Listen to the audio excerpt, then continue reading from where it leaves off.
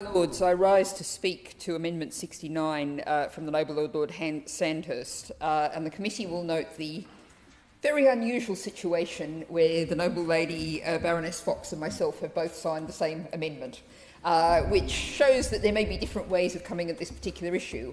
My focus will very much be on independent evidence and the statistics about the impact that PREVENT has had in universities. And I begin by going to the leading human rights group, Liberty, which says the biggest threat to free speech in our higher education institutions comes from PREVENT.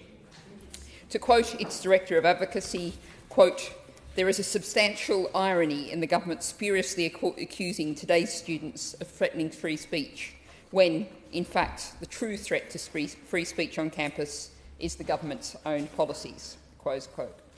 I note that the University and College Union briefing notes, very useful for this entire bill, notes that PREVENT has encouraged the policing of mainstream discussion of topics such as British foreign policy and Palestine. Now, the committee might ask, how many events does this affect? Well, figures from the Office of Students from 2019 shows that of more than 300 higher education institutions in England, nearly 60,000 events and speakers were considered under the PREVENT duty. Nearly 2,100 appeared only with conditions attached. Now, of course, what we don't know is how many proposed speakers didn't even get to that stage because people were scared off by the idea of getting tangled in PREVENT. But that's 2,100 events. Now, if the committee doesn't want to listen to those sources, perhaps the committee will have a look at the inquiry of the Joint Committee on Human Rights of the two houses, which reported in 2018.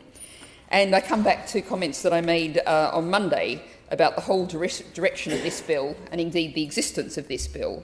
And the committee then said this whole area relates to a small number of incidents that have been widely reported.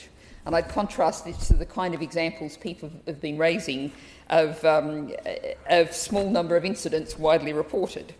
And this is, remember, the Joint Committee of both Houses on Human Rights, which noted that PREVENT was a significant chilling factor in free speech in universities. It said there is fear and confusion surrounding the PREVENT strategy. I note also research from SOAS academics found that Muslim students on campus were modifying their behaviour because of PREVENT for fear of being stigmatised, labels as potentially as extremist or subjected to discrimination on campus.